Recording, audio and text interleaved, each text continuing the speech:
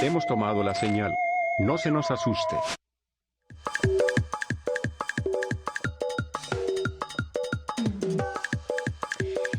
Estamos en otra edición más de Huachapori, en este espacio en el que siempre digo, nada de pensar qué voy a decir al inicio, no necesitamos mucha presentación porque el tema es demasiado importante, más nuestra invitada, pero sin duda el hecho de saber que vamos a platicar sobre las ausencias, sobre la muerte, sobre el duelo, pues remueve muchos sentimientos. Y yo le decía a la tanatóloga Lucía Bravo Robles, que está con nosotros, que el solo hecho de pensar que vamos a hablar de este tema con alguien tan importante, llena de conocimiento, pero sobre todo con tanta empatía, pues porque...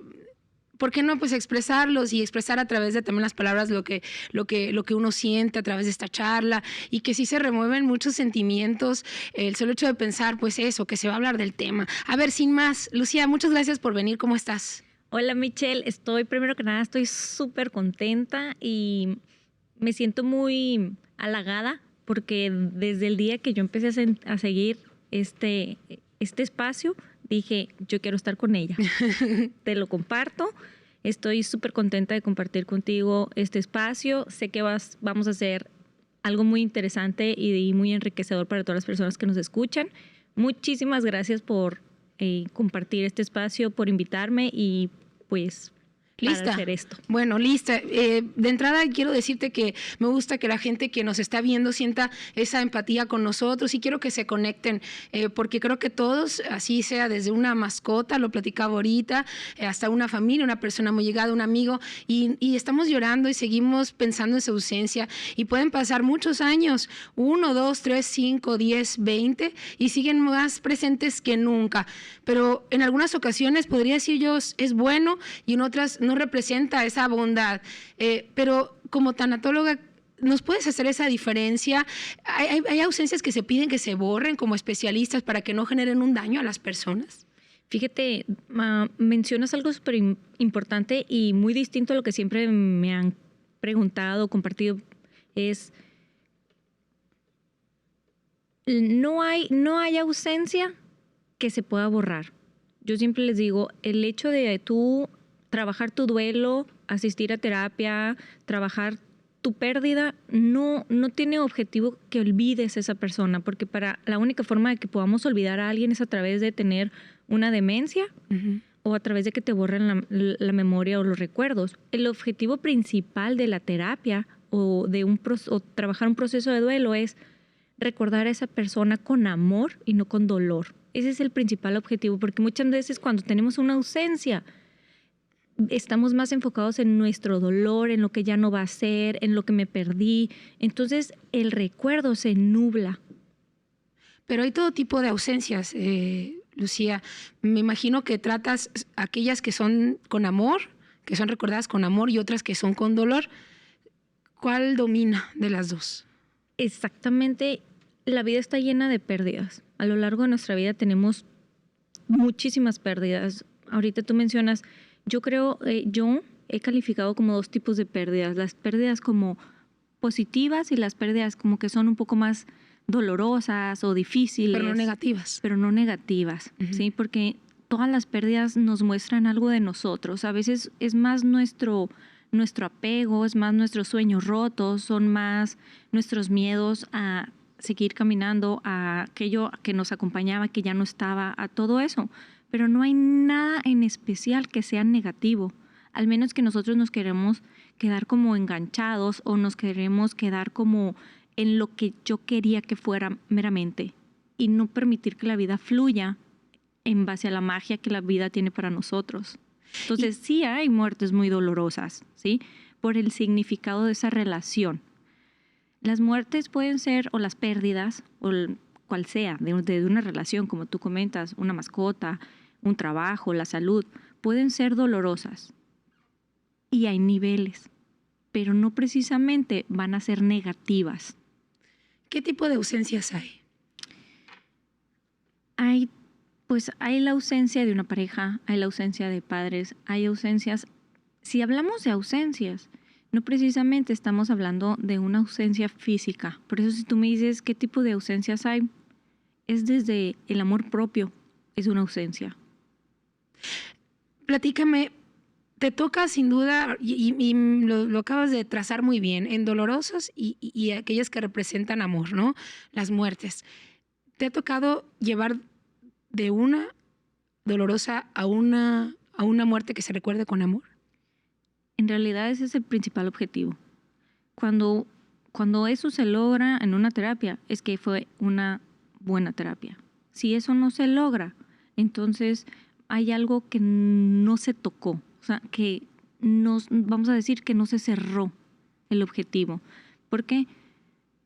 Porque aprender a entender que nadie ni nada puede vivir eternamente pegado a nosotros, que esa persona o esa ausencia o esa pérdida en realidad era algo temporal en mi vida, y lo agradezco y lo valoro y rescato. Es entonces en donde ya deja de dolerme, porque lo que me duele es lo que yo estoy como resistiéndome a soltar. Me imagino nadie obviamente está preparado. Yo me levanto todos los días, probablemente por mi trabajo también periodístico, el estar inundado también, así como de noticias positivas, también de noticias muy malas, y es inevitable pensar siempre en lo peor, ¿no?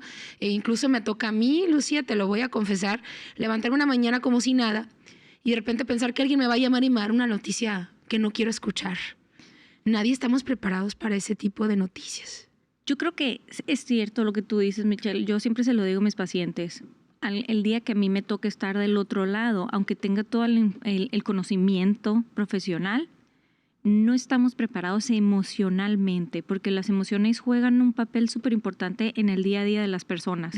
Entonces, eso hace que podamos creer e imaginar, idealizar cómo actuaríamos, cómo fuera nuestro comportamiento frente a cualquier situación, pero la realidad es que las emociones nos sorprenden y a veces actuamos un poco mejor de lo que hubiéramos esperado, o sea, con un poco más de autocontrol o conciencia, madurez, y a veces es lo contrario. ¿Por qué? Porque es una mezcla de emociones, de estado anímico, de redes de apoyo, de la etapa que me encuentro pasando. O sea, cada cosa que enfrentamos no es meramente la persona que soy, sino cómo me encuentro ahorita.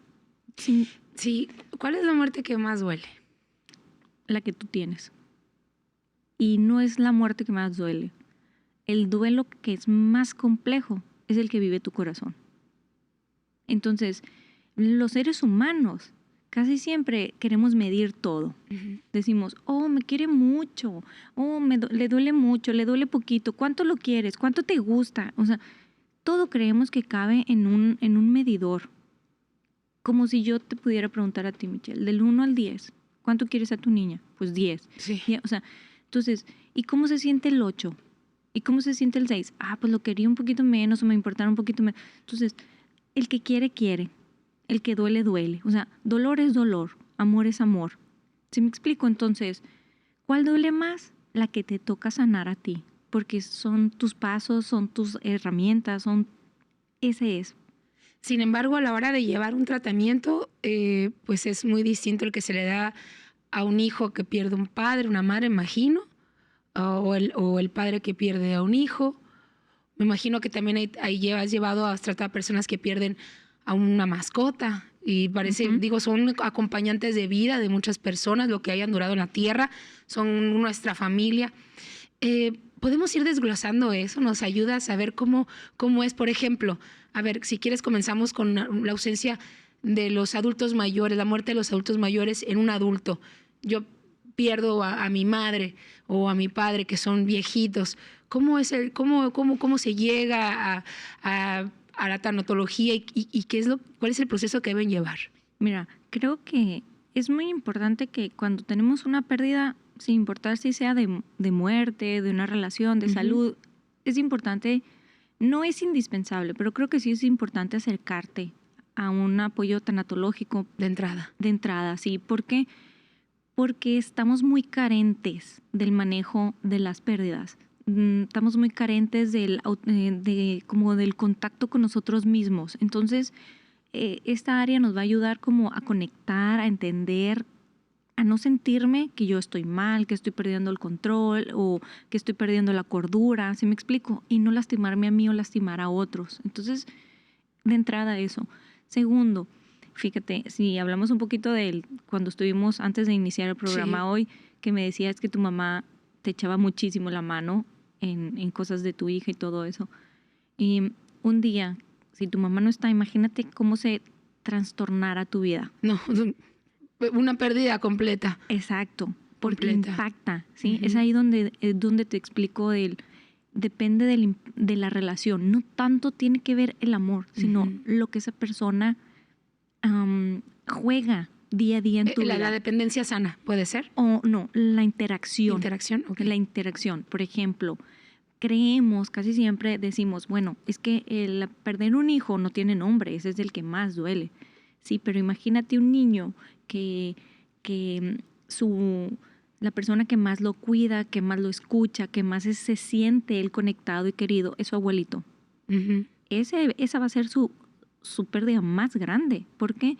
Porque es la persona más significativa, que le da sentido a su vida. Entonces, la relación o la persona que más duele es la que me hace vibrar más fuerte o la que me ayuda a que mi vida tenga sentido o gire. ¿Sí me explico? Entonces, una persona, más o menos un adulto como tú y yo, que perdemos a nuestros padres, tu mamá te ayuda mucho más a ti a lo mejor que la mía, a lo mejor, ¿no?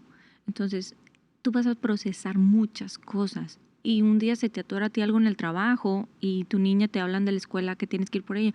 Ahí vas a decir, mamá, ¿cómo me haces falta? ¿Cómo te extraño? Y no porque sea útil, sino porque tú sabes que ella era incondicional. Tú contabas de forma incondicional. ¿Sí me explico? Entonces, siempre digo yo, todas esas primeras veces en donde tú contabas con esa persona y ya no está, inmediatamente va a ser más difícil ese momento.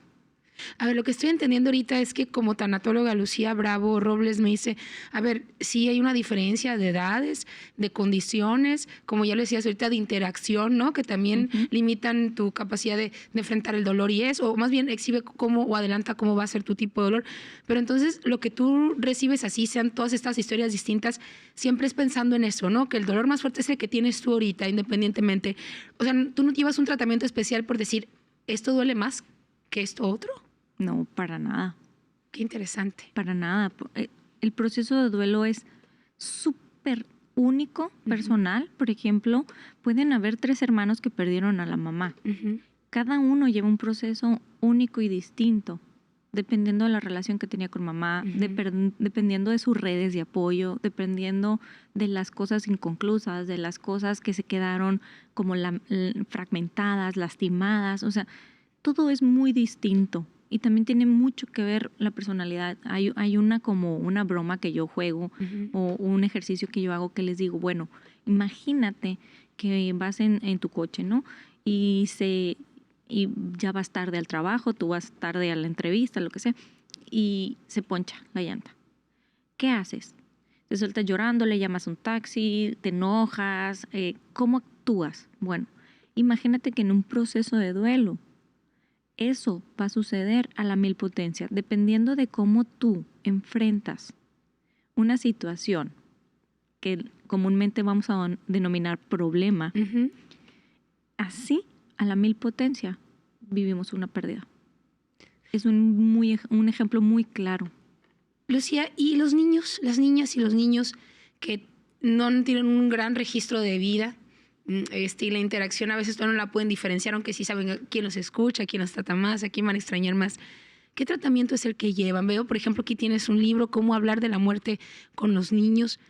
¿Cómo hablar de la muerte con los niños? Me parece algo tan... A mí me fascina esa parte de los niños, porque como todos los temas, si yo te doy un vaso y tú nunca habías visto un vaso, pues tú no sabes si lo usas de gorro, de maceta, para tomar agua, para bañarte, no sabes, no conoces el concepto. Sucede igual con la muerte. Entonces, cuando sucede por primera vez, casi siempre entre los 6 y los 7 años, inicia la curiosidad sobre la palabra muerte. ¿Sí? Entonces, por primera vez pregunta, mamá, ¿y quién se muere? ¿Y qué es la muerte? Y ahí empezamos a construir el concepto de lo que es la muerte. Y se lo vamos a heredar. Ese concepto es heredado de nosotros. Si para nosotros la muerte es dolorosa, le tenemos miedo, terror, dolor, así lo vamos a transmitir. Entonces, yo lo comparo mucho como con el sexo, por ejemplo, con ese tema, cómo lo abordamos con los niños. Los niños van cambiando, empiezan desde la fantasía, ¿no? Uh-huh. Que la muerte es reversible, que la muerte le pasa allá, que si yo ya no quise jugar contigo y te sucede algo y te dije, yo ya no te quiero, que vete, y sucede algo, creen que tienen la magia de que eso pueda suceder. Entonces, con los niños tenemos la oportunidad de lo primero es explicarle desde lo biológico. El cuerpo se muere, se apaga, ya no come, ya no respira, ya no le duele nada, o sea, desde ahí. Entonces, si desde pequeños nos hablan con claridad sobre este tema, verás qué mágico, Michelle. Hasta los apegos de relaciones cambiarían. ¿Por qué? Porque nos da miedo perder. Creemos que es malo, creemos que es un castigo, que algo no hice bien. O sea, creemos que siempre tenemos que mantener a todos a nuestro lado. Entonces, si les hablamos de la naturalidad, que es la separación, las despedidas, el quedarte con lo bueno, el dejar que partan las personas, las situaciones, vamos a también tener a un adulto con muchas cosas sanas de cualquier desapego. ¿Y cómo tener las palabras correctas? ¿O es aquí donde debemos pensar en intervenir esta situación con un tanatólogo, un especialista? ¿O también como padres podemos hacer esto en casa? De hecho, yo siempre les digo que es mucho más importante que los padres como que se asesoren o tomen algún acompañamiento o algo para hablar con los niños, porque es muy valioso que el primer contacto de confianza sean los padres o el tutor, por así decirlo, ¿no? La persona responsable. Porque si ese niño le hace preguntas a su mamá, a su papá, a su tutor y se le responde, se crea un lazo de confianza para cualquier tema. En cambio, si yo lo llevo con una persona que es distante, que es, no sé, ajena a su círculo, entonces él va a crear esa confianza con otros. ¿Sí me explico? ¿Y es importante hacerlo nosotros, tomar el primer paso o esperar a que los niños hagan una referencia sobre la pérdida? Pues mira, yo te diría que si sucede un acto, por ejemplo, si se murió la mascota, si se murió un abuelito, si se murió el abuelito de alguien de su colegio, de su salón, podemos aprovechar esa oportunidad para irle explicando sutilmente. Los niños siempre te van a decir qué es lo que quieren saber. Entonces, nomás hay que responder lo que ellos necesitan saber, porque a lo mejor no quieren saber más o no pueden saber más por su madurez, por así decirlo. Pero también cuando empieza la curiosidad, le podemos decir, entonces si tú me dices, bueno, entonces yo le explico o él me pregunta, podemos esperar a que él o ella nos pregunte. Hay otra, le voy a decir así, Lucía, categoría que es esa que yo te acabo de mencionar ahorita. Probablemente muchas de las preguntas o la conversación que estamos entablando va a ser mucho un reflejo de lo que me toca a mí ver o sentir, porque justo vuelvo al tema del trabajo, se habla mucho de temas de muerte, las inesperadas, los accidentes, y es inevitable pensar, a mí me pasa tener toda una jornada de un día de trabajo, Lucía, lo confieso, al auditorio también lo platico, donde pues pasaron tragedias pues terribles y después tienes que llegar a casa, ¿no? Y dejar pues eso para enfrentar la vida, ¿no? La vida, lo que es más que vida, que es tu hija pequeña, tu mamá que está bien de salud, pero ¿cómo haces? Entonces, a mí, lo voy a decir, o sea, me pasa que lo pienso mucho, o sea, pienso mucho en la muerte de otras personas, pienso mucho en qué pasaría así, y siento que eso no está bien. A ver, yo sé que mucha gente que nos está viendo ahorita se siente conmigo relacionado por este tema, dice, oye, es que yo a veces sí pienso, oye, ¿qué pasará? Y esto me angustia. O sea, me angustia pensar algo que a lo mejor ni va a pasar y que ni a corto ni a largo plazo o que no está pasando. ¿Por qué? ¿Por qué pensamos tanto en eso? Yo en mi caso puedo ser por mi trabajo, pero en el caso de la gente, ¿por qué vive con esa angustia? Mira, yo creo que lo primero es, pues, claro que tú te encuentras en un día con 1,000,000. O sea, yo cada vez que veo todas tus redes y digo, pues bueno, ella lo tiene todo frente a ella, ¿no? Entonces, Pero aquí tenemos, en la vida siempre tenemos más de un camino, más de una opción. ¿Cuál eliges tú? ¿Sí? ¿Eliges la de la angustia, eliges la del dolor o eliges la de la bendición? ¿Por qué? O sea, porque tú eres bendecida de llegar a tu casa y que esté a salvo, por así decirlo, ¿no?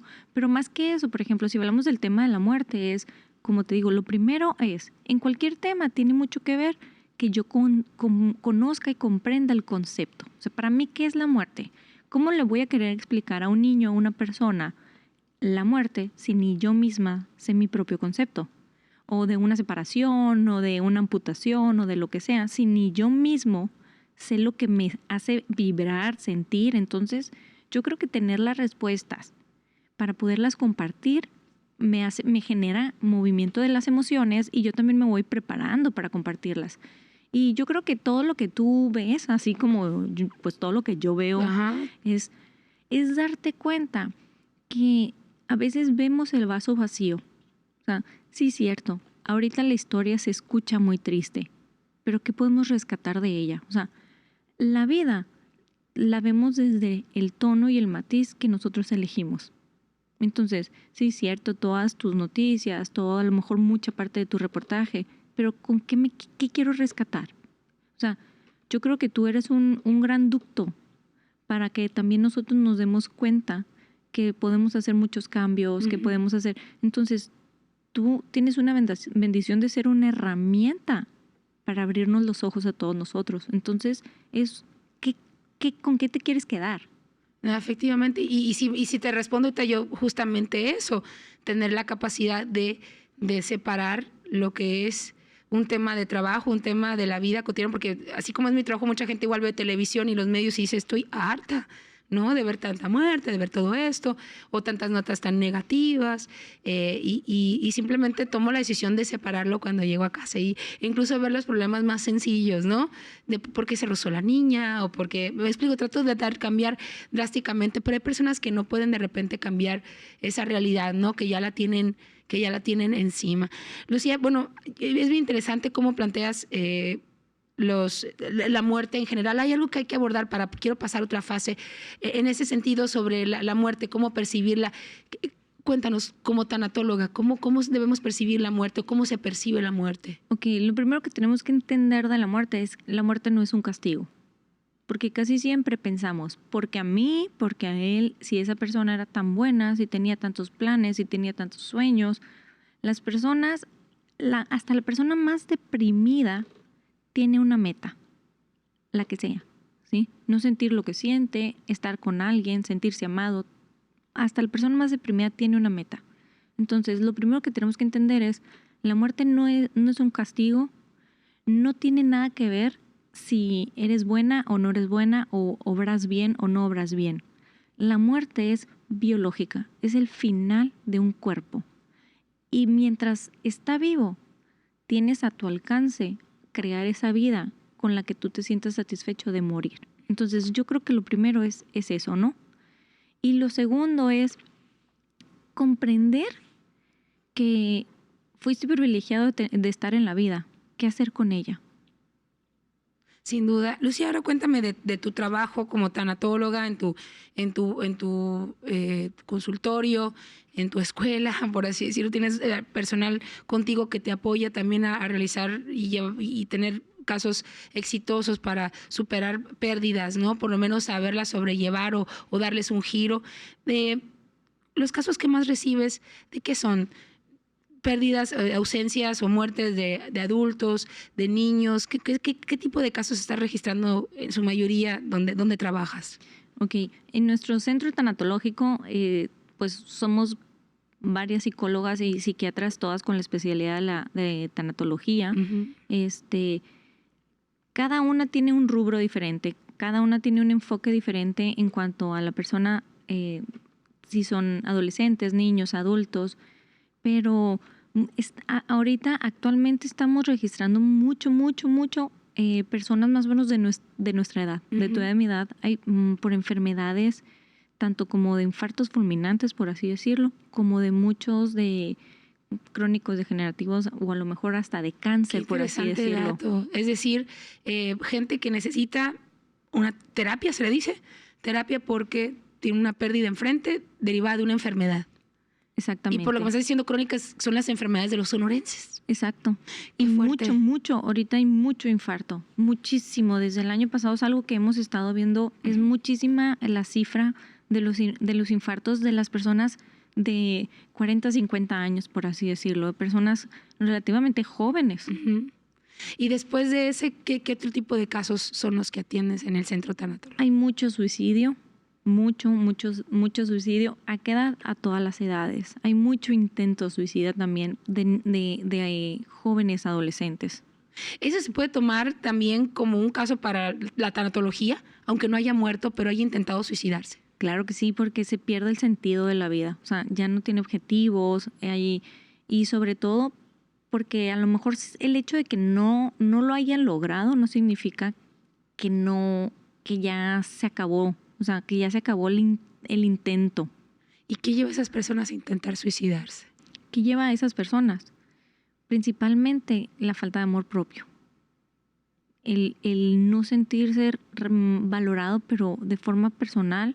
Y claro que está esa otra parte de las personas que tienen problemas psiquiátricos, ¿no? Uh-huh. Los trastornos psiquiátricos en los cambios, por así decirlo, de medicamentos, en las alteraciones químicas, pueden llevar muchos intentos suicidas, pero sobre todo es la falta de sentido. Ahorita la vida que estamos llevando de tanto impacto social, de las redes sociales que nos muestran tantas cosas y que siempre creemos que nuestra vida está como vacía, que le falta esa chispa, ese viaje, esa estar más atractivo, es ser más perfecto. Entonces nos va llevando a sentirnos más vacíos. Y a ver, me surge aquí una duda, porque ahorita mencionabas el autoestima. Probablemente la medida en la que nos duele algo o cómo tomamos la muerte de una persona, ¿tiene que ver con la autoestima?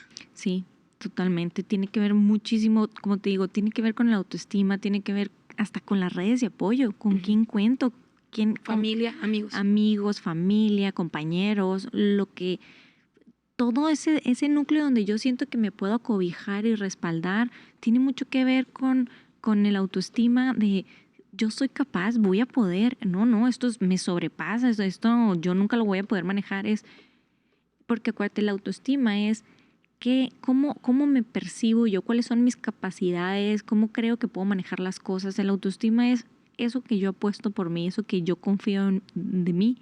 Entonces, si yo creo que esta situación es más grande que yo, imagino que es el momento también ahí de acudir a un tanatólogo, ¿no? totalmente. ¿Cómo le hacen ustedes para que la gente sepa que existen?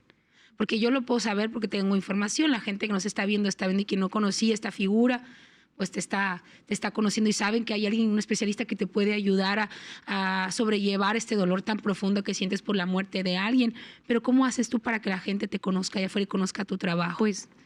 Pues como tú lo acabas de decir, Michelle, pues el estar aquí, Uh-huh. o sea, yo intento el estar aquí, el escribir. Tenemos una charla mensual gratuita por Zoom, una vez al mes, de diferentes temas para que la gente sepa todo lo que engloba la tanatología. Intentamos hacer muchos, como me decías, bueno, pues seguro no tuviste una cita hoy. Es la difusión, el buscar proyectos para que llegue a todas las personas, para que entiendan lo que es la tanatología, para que se sientan seguros, porque mucha gente sigue creyendo que llevar terapia de duelo va a ser que te olvides de esa persona.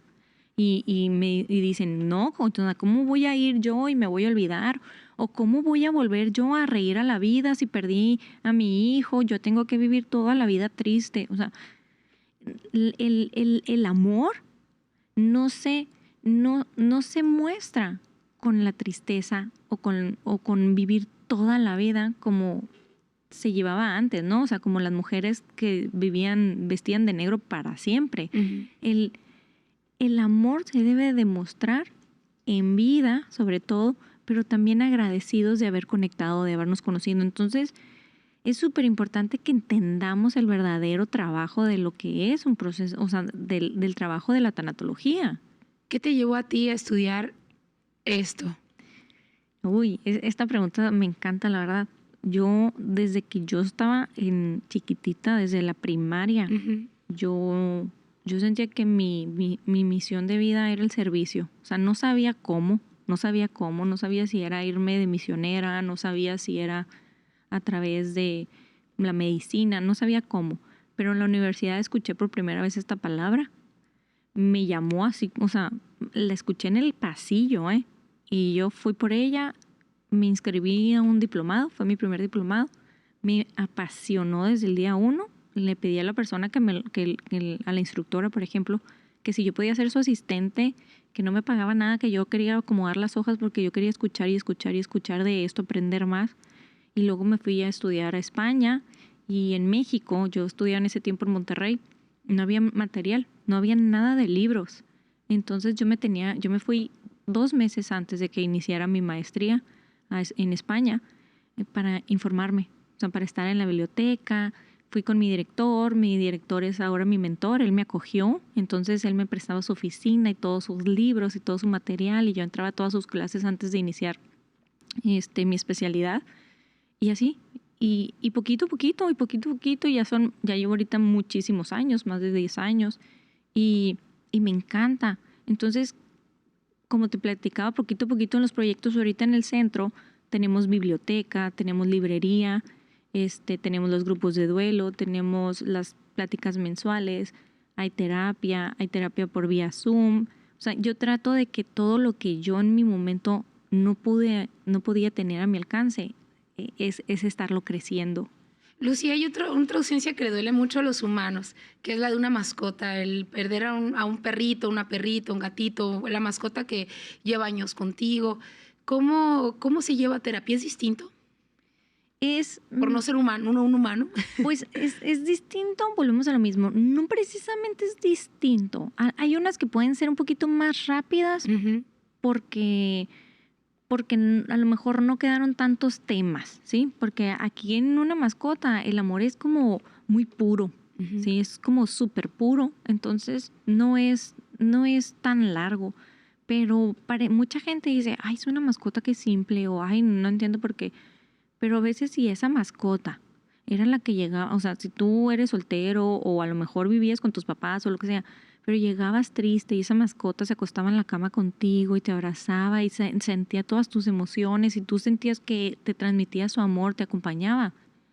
La gente quiere decir cuál duelo es el que sí puede doler y cuál es el que no y cuánto tiempo te tiene que durar. Y entonces en realidad las personas al final de la historia no sabemos qué hay en tu corazón y qué tan significativo es algo, ¿no? Entonces, de verdad me tocó un caso en especial. Estaba a punto de ir para los casos. Yo sé que vamos a cuidar obviamente los nombres y todo, pero háblanos por favor de los casos que ves en tu centro. Uno en especial me tocó de una mascota que totalmente, o sea, esta persona era soltera y esa mascota había estado por toda la vida con ella y la acompañaba en sus tristezas, en sus enojos. Aparte esa persona tenía como también la parte de pues un duelo de salud. Entonces era su compañera total, su persona más fiel, vamos a suponer, su compañero más fiel. Y muere esta mascota. Entonces como que nadie entendía y en realidad era esa persona, a veces como dicen, no, a veces el acompañamiento vale más que 1000 palabras. Entonces esa mascota no necesitaba palabras para darle amor, para hacerla sentir querida, escuchada, no juzgada. Y la mascota muere. Entonces si sientes a vacío, llegar a tu casa sin que me ladren, sin que me acompañen mientras estoy haciendo la comida, en la televisión, duerma conmigo, se siente como la ausencia de un compañero o una compañera. ¿Y qué tratamiento lleva una persona así? Es más que nada aprender a vivir con esa ausencia, con ese vacío de ese espacio, ¿no? Más que nada. Lucía, yo ahorita platicábamos, voy a retomar porque nos venías moviendo emociones a varios desde que llegaste y esta entrevista. Y mi pregunta o el ejercicio que me gustaría hacer contigo a continuación, si me lo permites, pues va dedicado a una de mis compañeras que justamente se emocionó muchísimo al saber que teníamos este tema y que está viviendo el duelo de la ausencia de su mamá. Vamos a suponer que es mi caso y me gustaría a través de mí que le comentaras a ella ¿cómo debe ser su proceso? ¿Qué le recomendarías? ¿Cómo debería llevar esta ausencia en casa? Okay. Una mujer joven, ¿no? Además, y es dificilísimo una mujer, imagina también una mujer, porque imagino que por un hombre pues es a veces hasta distinto, o hay casos donde es igual, pero por las costumbres, los usos de los sonorenses, los mexicanos, pues la mamá es una figura súper importante, como sabes. ¿Qué hay que decirle a ella? Okay. Ya me emocioné. Bueno, lo primero es, vamos, por lo que tengo entendido, vivían juntas, ¿no? Uh-huh. Sí. Entonces, lo primero es, todo lo que tú sientas se vale. Uh-huh. Todo lo que tú sientas se vale.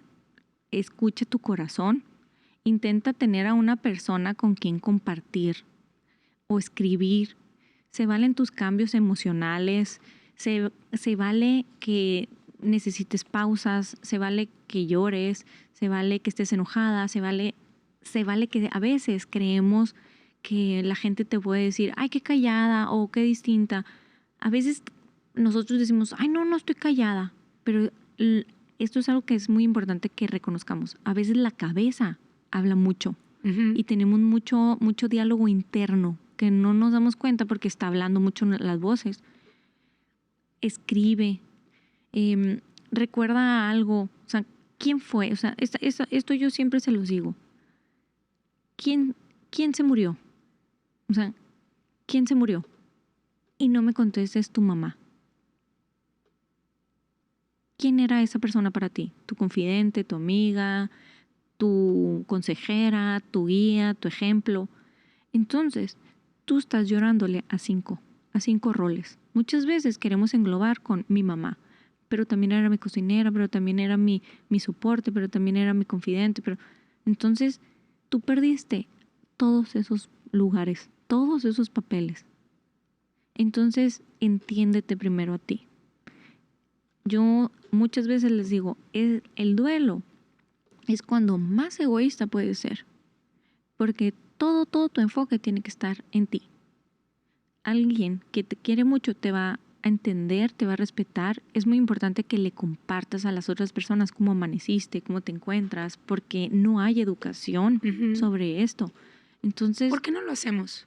Porque nos da mucho miedo. Es la tendencia, ¿no? Tenemos mucho miedo. Nos da mucho miedo la muerte porque realmente creemos que es mala. Y tiene mucho que ver, la mayoría de la educación viene de la iglesia.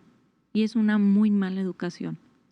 Porque si a los niños nunca se les debe de explicar desde la iglesia o desde la fe. Uh-huh. Porque es algo que no entendemos. Eso viene después. Sí. Entonces, ¿qué le diría a esta compañera? Entiende quién fue tu mamá para ti. Y sobre todo, el principal trabajo es encontrar a tu mamá diario en tu corazón. Nadie se va. Porque esas personas que nosotros llegamos y abrimos los ojos y lo primero que escuchamos desde la panza es a esa persona, su voz, sus latidos, sin que nos demos cuenta. Desde el cómo agarramos la cuchara, desde un sazón, desde una palabra, está ahí. Entonces, a veces nuestro dolor hace que esa persona esté más distante o más alejada, pero en realidad vive en cada parte. Y cuando el amor es tan grande, nadie te deja. Entonces, recuerda, confía. La fe no tiene nada que ver con la religión. La fe es querer creer. Yo quería creer que iba a estar aquí contigo. Y esa era mi fe. Uh-huh. Yo quiero creer. No tengo ninguna prueba. Ojalá que tu compañera llegue o crea que su mamá está ahí y que nunca se fue o que nunca se va a ir y la sienta todos los días. Habla con ella, porque muchas veces necesitamos hablar, pero decimos, ay, qué loca. A veces es imposible de un día a otro dejar de comunicarnos con una persona que siempre nos comunicamos. Sigue hablando. Y ella te va a escuchar. Y yo a todos mis pacientes, yo siempre les digo, yo no soy nadie, no puedo decirte lo que no existe. ¿Sí me explico? Pero muchos ven quieren creer que sus pacientes, que sus seres queridos lo acompañan desde un colibrí, desde un sonido, desde un movimiento, desde un aire, desde una canción, Y siempre les digo, para ti eso te llena, a ti eso te da alegría, a ti eso te ayuda, sí, eso es suficiente. Nadie tiene que validar lo que tú necesitas o lo que a ti te llena. Entonces, ojalá que ella encuentre esa conexión con su mamá, porque muchas veces como creamos esa conexión, o sea, así como yo estoy hablando ahorita contigo, Sí. es como creemos que es la única forma de comunicarme. Y si no te veo, no estás. Y a veces es importante reconstruir la forma en la que nos vamos a comunicar con estas personas que ya no están. Y no se trata tanto de espíritus y todas esas cosas, sino el corazón. Ahora que tocas ese tema, Lucía, ¿tú crees en eso? Es que surge, ¿no? Evidentemente el tema, por lo que bien mencionas, también queremos encontrar en otras personas o queremos ver almas o queremos ver fantasmas o no sé si los vemos. ¿Cómo tratas ese tema? Hay personas que se aferran a la ropa, a un peluche, a un sillón o donde los vieron la última vez. O a las costumbres, ¿no? O a las Al costumbres. plato. Sí. Entonces, respeto, porque todos necesitamos nuestro tiempo. Principalmente yo respeto. Pero eso es súper doloroso, porque es vivir en el pasado, es querer evitar, o sea, es bloquear, darnos cuenta. Y eso es la parte de la muerte que sí duele. O sea, de todo lo que es el duelo, eso que no es tan sano, es lo que sí duele. Y es lo que confundimos con una muerte sana. Entonces, el no querer es entender que la ropa que esa persona tenía era porque la utilizaba, era porque era de alguien, y ese alguien ya no está en la tierra. Entonces esa ropa ya no tiene un objetivo en ese cuarto ni nada. Tú necesitas un tiempo, va. Pero no quieras creer que esa ropa sigue siendo de alguien, porque ese alguien ya no está, ¿sí? Y la otra parte es, ahí es cuando sí empezamos a lastimarnos, a fracturarnos, a caer. Los fantasmas o los espíritus o como tú quieras llamarle. Muchas veces queremos conectar y queremos ir con mediums y con aquí, con allá. Y yo siempre les digo, independientemente de que lo encuentres, de que esté, lo que sea, no vas a poder volver a construir esa relación. O sea, esa persona ya no va a agarrar un tenedor y se va a sentar contigo a tener esa conversación. O sea, ¿cuál es el objetivo? El objetivo es entender que se acabó la vida terrenal de esa persona. Y si tú buscas 1001 maneras, te vas a lastimar de una forma que no tienes idea. Yo me acuerdo, te voy a platicar un poquito un caso. Yo me acuerdo de una mamá, ella tenía 3 hijos y se le murió el más pequeño. Y ella me dijo, y fue a terapia y le echábamos muchas ganas me refiero a estaba comprometida, estaba interesada, pero en el fondo de su corazón ella eligió y decidió. La vida está basada en decisiones. Ella decidió que no quería construir una vida, que no quería seguir adelante, que no quería volver a ser feliz, que no quería. Y un día me dijo, mira Lucía, es que tengo que ser honesta contigo, yo ya no quiero seguir, yo ya no quiero disfrutar de la vida, yo quiero quedarme en mi casa, no volver a hacer comida, no salir. Yo ya no quiero vivir con un objetivo. O sea, esta es mi decisión. Y yo le dije, te felicito porque estás siendo muy honesta contigo y conmigo. O sea, te felicito porque al final de la historia son tus decisiones. Y eso tú lo estás decidiendo en base a lo que tú necesites. Y al paso de los meses, como a los 6 meses, me vuelve a llamar y me dice, Luciano, tengo que verte, no sé qué. Bueno. Y me dice, necesito que me ayudes, tengo que despertar. Si tengo que volver a la vida. Ella tenía otros 2 hijos, como te dije, tenía 3 y murió 1. Es que mi otro hijo en este tiempo que yo me dormí o me morí en vida, empezó a tomar muy malas decisiones. Y no quiero perder otro hijo. Necesito despertar porque ellos necesitan una mamá. Entonces muchas veces no vemos esa parte. Muchas veces creemos que el dolor que tenemos es tan grande que no puede haber otro dolor. Mientras tú estés vivo y exista una sola persona que tú ames, que esté viva, ese dolor puede volver a suceder. Entonces, eso yo sí se lo dije. Y cuando regresó, sí, ella volvió a despertar, trabajamos y todo, y volvió a hacer comida, y volvió a recibir a sus hijos, y el hijo lo que necesitaba, o sea, no era que estuviera, no era que era una persona lastimada, sino era una persona que encontraba mucho amor de su mamá, y empezó a vaciar, empezó a sentir la ausencia de su mamá, y empezó a buscar otros caminos. Encontrarlas en otras partes, ¿no? Wow, hemos hablado de muchos temas, pero al final lo que me voy a llevar mucho de esta charla, Lucía, es que el autoestima siempre será importante para llevar un proceso más positivo, ¿no? Que buscar ayuda y expresarlo va a ser siempre muy importante porque es liberador además, pero más podemos encontrar la empatía en otras personas, ¿no? Y por otro lado, como bien lo dices, no toda la muerte no es negativa, ¿no? No es un castigo. Ni es no un castigo, mala. perdón, así bien lo mencionabas. Quiero que antes de irnos me hables del libro que tienes en tus manos. Es tuyo, Lucía Es Bravo mío. Robles. Se llama ¿Cómo hablar de la muerte con los niños? ¿Cómo hablar de la muerte? ¿Por qué especialmente escribes para los niños? Porque creo que de ahí podemos empezar a crear todos los cambios. Uh-huh. Yo creo que con los niños podemos cambiar a cosas muy positivas, muchas cosas. Como te lo digo, desde los apegos, desde los miedos, desde la explicación, desde hablar sin tabús, Uh-huh. desde una explicación clara y real. Me voy a perder un poquito Sí, y no, ahorita adelante. retomamos. Sí, hay un duelo que es muy, muy complicado y que se trabaja y con el paso del tiempo a lo mejor se tiene que volver a retomar. El de la muerte de un bebé en tu vientre o recién nacido.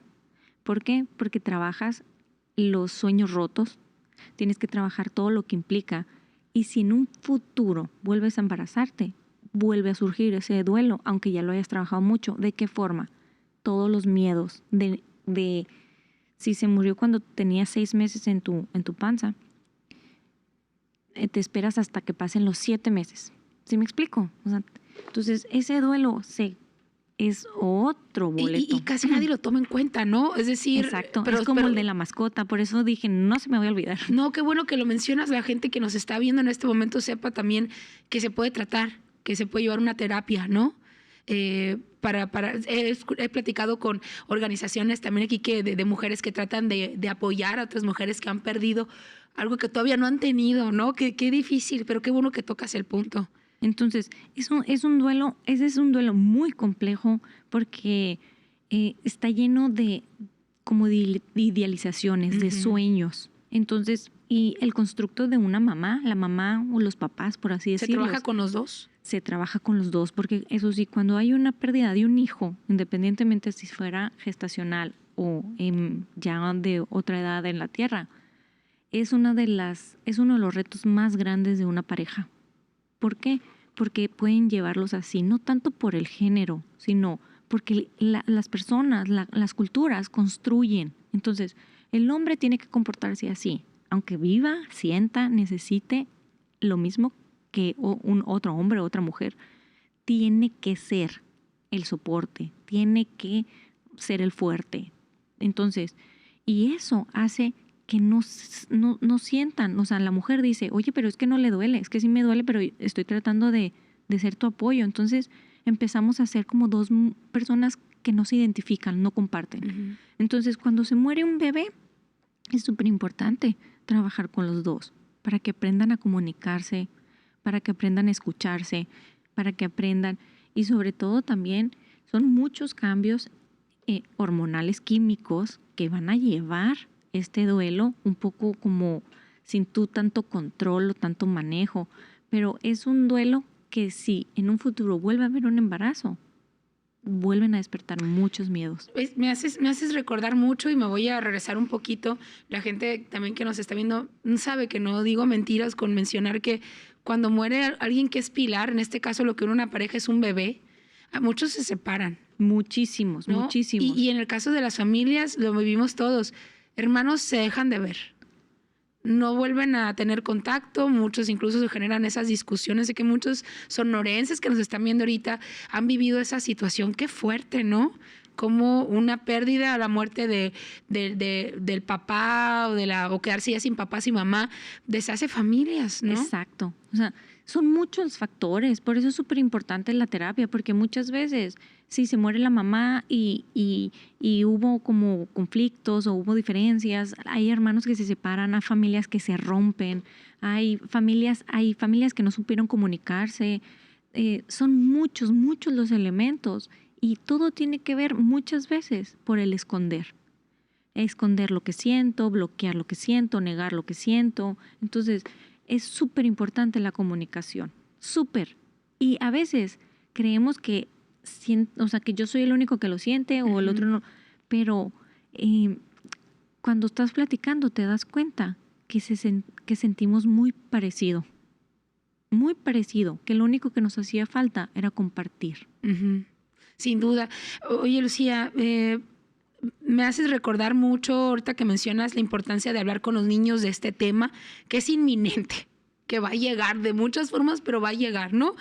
Un accidente, de forma natural, una enfermedad, en fin, de muchas formas.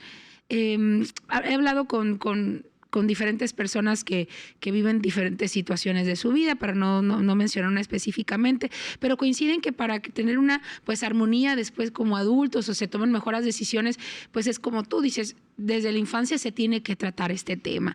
Y si se tiene que incorporar a los libros de texto, o a lo mejor incorporar este tema a los psicólogos que ya llevan algún tratamiento en las escuelas, que ojo, debería ser obligación, los psicólogos, que temas de bullying, entre otros, ¿consideras que el tema de la muerte debería ser abierto para los niños también, o parte de la educación básica de los niños, para que pues en un futuro los obstáculos que enfrenten sean más bajitos?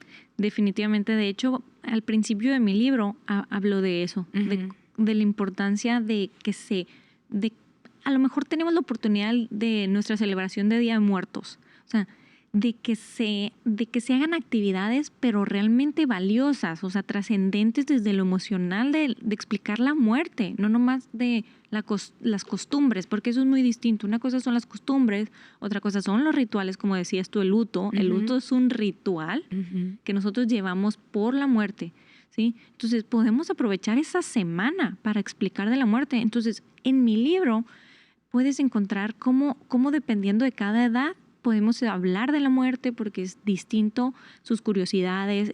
Si tú vas a hablar con unos hermanitos, no puedes hablar con un hermanito de 7 años o de 6 años con uno de 12 al mismo tiempo, porque sus preguntas son distintas, sus miedos son distintas, sus necesidades de seguridad son distintas, ¿sí?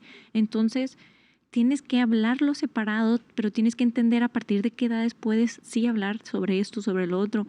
Es importante hacerlo a través de su lenguaje, que es el del juego, a través de cuentos, de películas,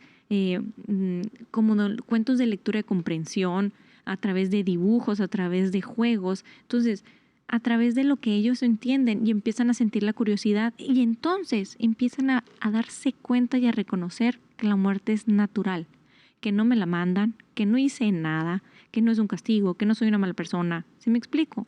Y que no tengo que pelear, porque a veces nos desgastamos más yendo en contra de lo que es natural.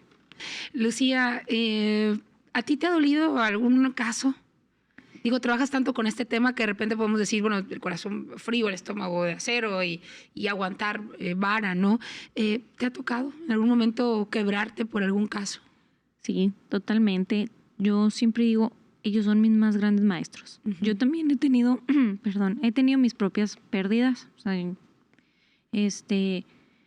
pero ellos me hacen recordar lo humano, lo que somos los humanos. Entonces, sí ha habido muchos, no un caso, muchos casos.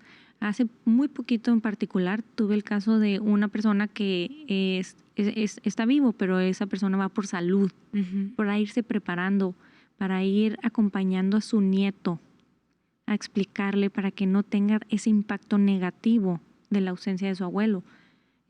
Ese es el último caso que yo recuerdo que más me ha movido, que salí y sí se lo dije, le dije, has sido mi último maestro en este corto tiempo. O sea, de enseñarme el valor de la vida. O sea, son personas tan mágicas que muchas veces dices, ay, el corazón chorito. A lo contrario, se cierra esa puerta de mi consultorio con el corazón lleno de toda la magia de lo que realmente tenemos las personas cuando somos humanos. Y a veces el duelo eso es lo que hace tan... Si tú te das cuenta, casi siempre una persona en duelo hay un antes y un después. Y el después es el tiempo que estuvo conectado con su lado humano. Sin duda. Acabas de tocar un punto muy importante. Es un abuelo preparándose para la muerte, pero además a su más cercano, que es su nieto, para que entienda qué va a pasar con él. También esas terapias entonces las puedes llevar en un centro tanatológico. Exacto. O con un tanatólogo. Y con esta persona, por ejemplo, pues hacemos las dos partes, ¿no? Trabajamos el cierre de su vida, que muera con tranquilidad, que vaya aprovechando cerrar episodios con ciertas personas. Y ahorita lo que estamos trabajando esa persona y yo es, le vamos a escribir un cuento. Él le va a escribir un cuento a su nieto y él se lo va a contar antes de que suceda la muerte, para que toda la vida se quede con ese tesoro de mi abuelo me explicó a mí el tema del cáncer, el tema de la muerte, y aparte me lo regaló. No, wow, cómo me hubiera gustado que nos hubiera tocado mucho. O sea, aquellos que extrañamos todavía a los abuelos, ¿no? O que vamos pasando por experiencias de la vida y que decimos, híjole, mi abuelo, cómo me hace falta, ¿no? Lucía, a ver, entonces, ¿cómo hablar de la muerte con los niños? Es tu libro. Recientemente lo escribiste, cuéntanos. Este no, ya tiene dos ediciones. Ahorita estoy escribiendo, de hecho, mi nuevo libro, pero hablando de este tema y de este libro, es un libro que es tanto para el adulto, nos puede ser para cualquier persona, ¿no? Nos explica cómo ven la muerte los niños, qué podemos contestarle, nos habla de si es conveniente que acudan a un funeral, si es conveniente que acudan a las misas, a los rituales, cómo explicarle desde los cuentos, de los dibujos. Es totalmente, es muy, muy fácil de leer, de trabajar. Es como entre un libro para un adulto y una actividad para niños. Pero ya entiendo por qué es importante para ti, porque mencionas que desde la infancia los niños hay que pues irlos preparando, pues no así con esa contundencia, pero sí que vayan identificando de qué se trata también, así como la vida, cómo es también la muerte. Por último, mi última pregunta, Lucía, antes de que nos compartas tus redes sociales, ¿el luto es bueno? Lo digo porque, insisto, somos un estado con costumbres muy arraigadas como el luto. Existía hace muy poco todavía, y yo creo que en algunos pueblos, a lo mejor tú me puedes decir más, las lloronas, ¿no? Todavía se contrataban, ¿no? Lloronas, porque entre más lloraba, pues era más querido la persona, ¿no? Uy, si yo te contara esos detalles, ¿no? O sea, por ejemplo, las personas seguimos mandando flores y era también, es un ritual. Porque antes ya ves que se velaban a las personas en las casas y las flores eran para minimizar el olor del cuerpo y se quedó esa costumbre. O sea, hay muchas cosas que ni sabemos de dónde viene y simplemente las hacemos haciendo, como el negro. Nadie sabe por qué se eligieron el color negro, pero el color negro se eligió porque hace muchos años las mujeres y los niños necesitaban pasar desapercibidos, no eran como bienvenidos en las celebraciones de despedida. Entonces estaban muy lejos y vestidos de negros. Qué impactante, nunca me lo hubiera imaginado. Lucía, ha sido un placer para mí platicar contigo. No será la última vez, estoy segura. ¿Cómo te encontramos en las redes sociales? Okay. Pueden encontrar en el Centro Tanatológico Una Vida con Sentido, en Instagram, y también me puedes encontrar como tanatóloga Lucía Bravo y en Facebook como psicóloga Lucía Bravo. Lucía, de verdad un placer. Gracias por haber estado conmigo en esta edición de Huachapori. Muchísimas gracias a ti, Michelle. ¿Qué clases nos diste, oye? Gracias. De verdad, una clase, sobre todo, me llevo esto, el autoestima. Es sumamente importante. Pero más si tienes esa fortaleza, lo que vas a irradiar y enseñar a tus hijos, eso me lo llevo. Yo quiero tener una hija que comprenda así la vida, llevarla, pero sobre todo cuando llegue la muerte, llegue la ausencia de mamá, sepa perfectamente cómo manejarla. Muchas gracias, Lucía. Gracias. Un placer. Con esto me despido. Tenga una excelente noche.